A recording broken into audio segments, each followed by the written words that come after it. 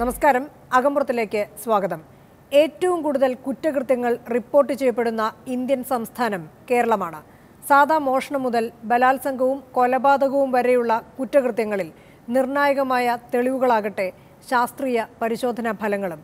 കേരളത്തിൽ ഫോറൻസിക് സയൻസിന്റെയും ക്രിമിനോളജിയുടെയും ഇന്നത്തെ അവസ്ഥ എന്താണ്? മുൻ DGP ഡോക്ടർ അലക്സാണ്ടർ ജേക്കബ്, പ്രസിദ്ധ criminologist doctor James Vadakkumchery, forensic വിദഗ്ധൻ എബി ജോസഫ്. സ്വാഗതം എല്ലാവർക്കും. 4.5 ലക്ഷം കേസുകൾ റിപ്പോർട്ട് ചെയ്തിരുന്ന കേരളത്തിൽ കഴിഞ്ഞ വർഷം നടന്നത് 7 ലക്ഷം കുറ്റകൃത്യങ്ങൾ. ഇത്തവണ അത് 8 ലക്ഷം വരെയാകാൻ സാധ്യത. പക്ഷേ ശാസ്ത്രീയ കുറ്റാന്വേഷണം നടക്കുന്നത് വെറും 15,000 കേസുകളിൽ, അതായത് ആകെ കേസുകളുടെ 1% മാത്രം. ഇന്ത്യയിലെ മൊത്തം സൈബർ ക്രൈമുകളുടെ 25% നടക്കുന്നതും ഇവിടെ തന്നെ. ലോകമെമ്പാടും ആധുനിക കുറ്റാന്വേഷണ സംവിധാനങ്ങൾ വ്യാപകമാകുമ്പോഴാണ് കേരളം പഴയ ചോദ്യം ചെയ്യലും തെളിവെടുപ്പും കൊണ്ട് നടക്കുന്നത്. ലാബുകളില്ല, പോസ്റ്റുകളില്ല, ഉള്ള പോസ്റ്റുകളിൽ ജീവനക്കാരുമില്ല. തൊട്ടപ്പുറത്ത് കിടക്കുന്ന തമിഴ്നാട്ടിൽ പോലും ഇതിനേക്കാൾ മെച്ചമാണ് കാര്യങ്ങൾ. കേരളത്തിലെ ഫോറൻസിക് വിഭാഗത്തിൻ്റെ ഇപ്പോഴത്തെ അവസ്ഥ എന്താണ്? ഏറ്റവും കുറച്ച് സയൻറ്റിഫിക് ഇൻവെസ്റ്റിഗേഷൻ നടക്കുന്ന ഒരു സംസ്ഥാനം കേരളമാണ്. കേരളത്തിലെ ഫോറൻസിക് ലബോറട്ടറി ഒരു വർഷം ആകെ 6500 ടെസ്റ്റ് റിസൾട്ട്സ് മാത്രമേ തരുന്നുള്ളൂ. പോലീസിൻ്റെ കേസുകളിൽ കെമിക്കൽ എക്സാമിനർ തരുന്നത് ഏതാണ്ട് 9600 കേസാണ്. കേരളത്തിൽ കഴിഞ്ഞ ഒരു 5 വർഷമായിട്ട് ക്രൈം എക്സ്പ്ലോഷൻ എന്ന് പറഞ്ഞൊരു സംഭവമാണ് നടന്നുകൊണ്ടിരിക്കുന്നത്. ഇക്കൊല്ലത്തെ എസ്റ്റിമേറ്റ് അനുസരിച്ച് അത് 8 ലക്ഷം ക്രോസ് ചെയ്യും. കേരളത്തിലെ ഫോറൻസിക് ലബോറട്ടറി എന്ന് പറയുന്നത് 2-3 ഇടത്തേ ഉള്ളൂ. അതിനകത്ത് 2 ലബോറട്ടറി കാര്യമായിട്ട് ഫംഗ്ഷൻ ചെയ്യുന്നില്ല, ഒരു ലബോറട്ടറി ഫംഗ്ഷൻ ചെയ്യുന്നു.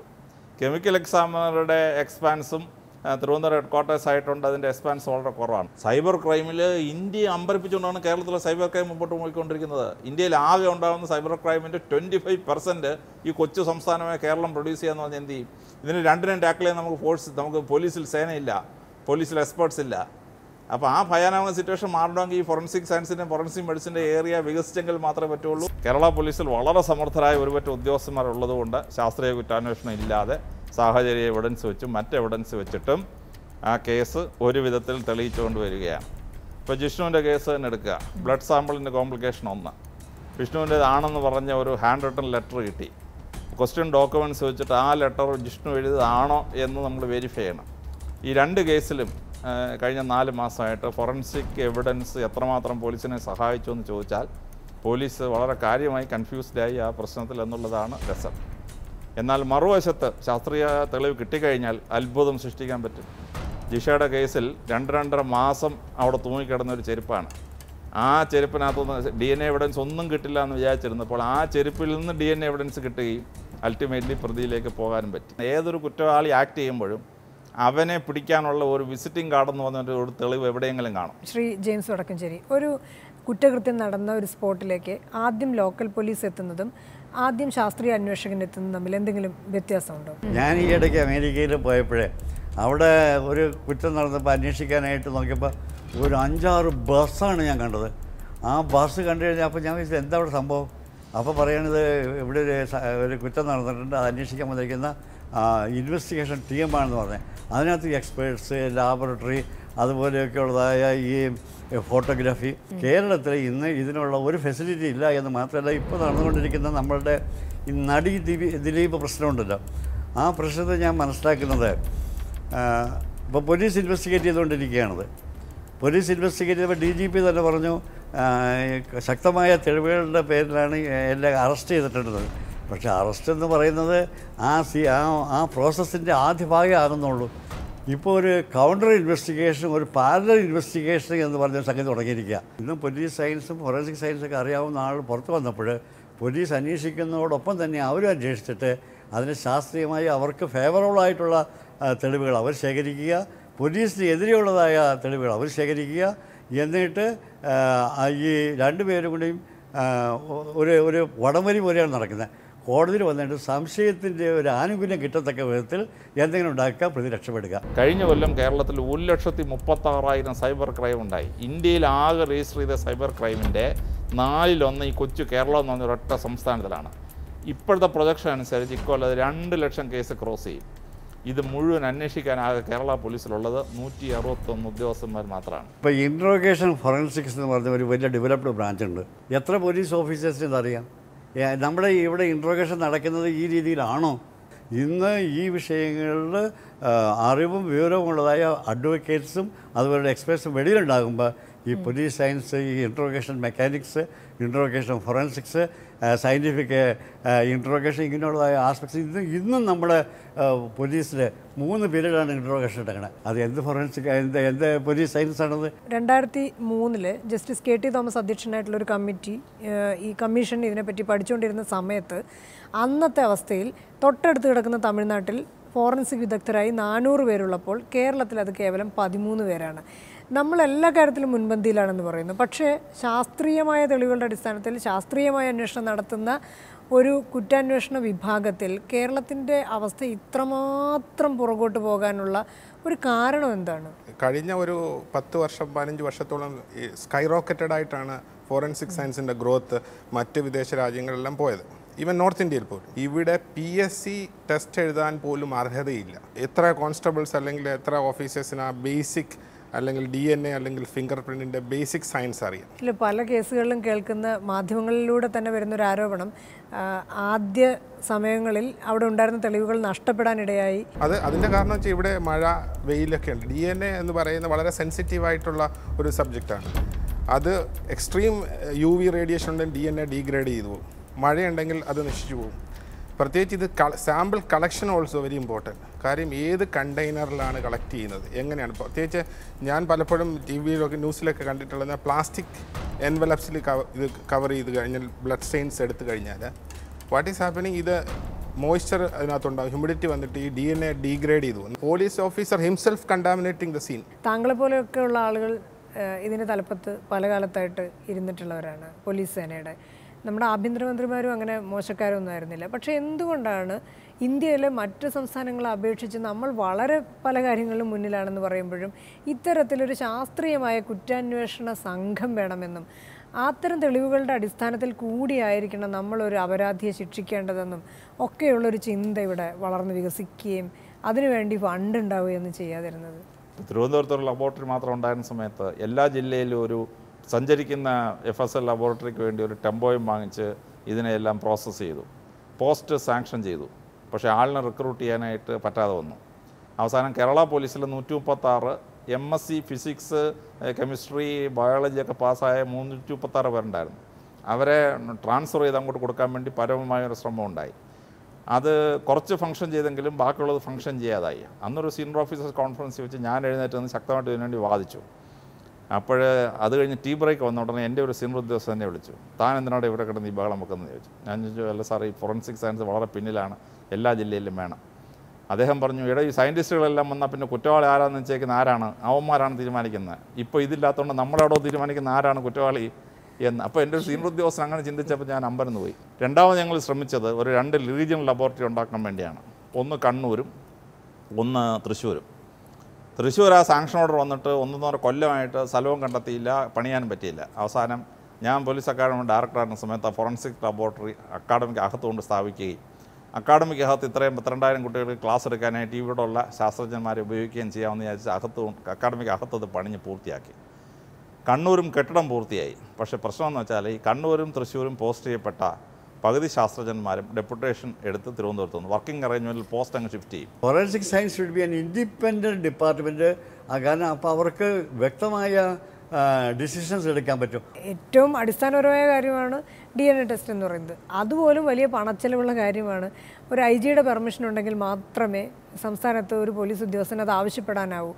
ഈ തരത്തിൽ ഉള്ള ഒരു സമീപനം നിലനിൽക്കുമ്പോൾ കേരളത്തിലെ കാര്യങ്ങൾ എങ്ങനെയാണ് മെച്ചപ്പെടുക? അല്ല, 2000 ആണ്ട് വരെ ഈ കേരളത്തിനകത്ത് DNA ടെസ്റ്റിംഗ് ഒക്കത്തില്ലായിരുന്നു. ഹൈദരാബാദിലും ഹിമാചൽ പ്രദേശിലും അയച്ചാണ് ടെസ്റ്റ് ചെയ്തിട്ടുള്ളത്. അവസാനം ഞാൻ വനിതാ കമ്മീഷൻ ഡയറക്ടറായിരുന്നപ്പോൾ ഒരുപാട് പെറ്റേണിറ്റി കേസ് വന്നു. പെൺകുട്ടികൾ ഗർഭിണികളാവുക, പെൺകുട്ടി പറയുന്നു ഇന്നാരാണ് എൻ്റെ കുട്ടിയുടെ അച്ഛനെന്ന് പറയുക, പോലീസ് പറയുന്നു ഇതിന് എവിഡൻസ് ഇല്ല എന്ന് പറഞ്ഞ് പറയാം. അങ്ങനെ വനിതാ കമ്മീഷൻ ഇടപെട്ടിട്ട് കുറേ കേസ് ഹൈദരാബാദിൽ അയച്ചു. 30,000 രൂപ പെർ കേസ് അടയ്ക്കണം. അപ്പോൾ കേരളത്തിൽ ഇത് കൊണ്ടുവരാൻ വേണ്ടി ലാൽ ബഹദൂർ ശാസ്ത്രി ഇൻസ്റ്റിറ്റ്യൂട്ടിൽ കൊണ്ടുവരാൻ വേണ്ടി അന്ന് വനിതാ കമ്മീഷൻ്റെ പ്രമേയത്തോടുകൂടി മുഖ്യമന്ത്രിയുടെ സഹായത്തോടുകൂടി ഇവിടെ കൊണ്ടുവന്നു കഴിഞ്ഞപ്പോൾ 7,000 രൂപയ്ക്ക് ടെസ്റ്റ് ചെയ്യാവുന്ന സിറ്റുവേഷൻ കേരളത്തിലുണ്ടായി. അപ്പോഴാണ് ഈ DNA ടെസ്റ്റ് കേരളത്തിലേക്ക് വരുന്നത്. പക്ഷേ DNA ടെസ്റ്റ് കേരളത്തിലേക്ക് വരുന്ന ഒരു പോയിന്റ് വരുന്ന അവസരത്തിൽ ഈ സയൻറ്റിഫിക് ആയിട്ടുള്ള ആ ടെസ്റ്റിന് പ്രൊസീഡ് ചെയ്യാനായിട്ട് കഴിഞ്ഞിരിക്കണം. ഉദാഹരണത്തിന് DNA സാമ്പിൾ ഈ സീനിൽ നിന്ന് പിക്കപ്പ് ചെയ്യണം. അപ്പോൾ ജിഷ കേസിൽ ആദ്യത്തെ 48 മണിക്കൂർ scene was not protected at all. അപ്പോൾ അവിടെ നടക്കുന്ന ടാമ്പറിങ് എത്ര ഭയങ്കരമായിട്ട് ടാമ്പറിങ് ചെയ്തു എന്നുള്ളതാണ്. അപ്പോൾ ഈ ടാമ്പർ ചെയ്യാതെ എവിഡൻസ് ആദ്യം എടുത്തെങ്കിലേ പിന്നെ സയൻറ്റിസ്റ്റിന് എന്തെങ്കിലും ആക്ട് ചെയ്യാൻ പറ്റുള്ളൂ. ഞാൻ കോട്ടയം SP ആയിരുന്നപ്പോൾ ഒരു കേസിൽ ഫിംഗർ പ്രിൻ്റ് എടുത്ത ശേഷം ഒരാളാണ് പ്രതി എന്ന് ഫിംഗർ പ്രിൻ്റ് എക്സ്പേർട്ട് ശക്തമായിട്ട് പറയുക. ഞങ്ങൾ പോലീസ് അന്വേഷിച്ച് ചെല്ലുമ്പോൾ ഈ മനുഷ്യൻ ഈ ക്രൈം നടന്നു എന്ന് പറഞ്ഞ സമയത്ത് 1.5 മണിക്കൂറോളം 1000 പേരുള്ള ഒരു സദസ്സിലിരിക്കുകയാണ്. അതിൽ ലോട്ട് ഓഫ് പീപ്പിൾ ടെസ്റ്റിഫൈ ഇയാൾ ആ സ്ഥലത്തുണ്ടായിരുന്നു. ഫിംഗർ പ്രിൻ്റ് വെച്ചിട്ട് ഇവനാണ് പ്രതി.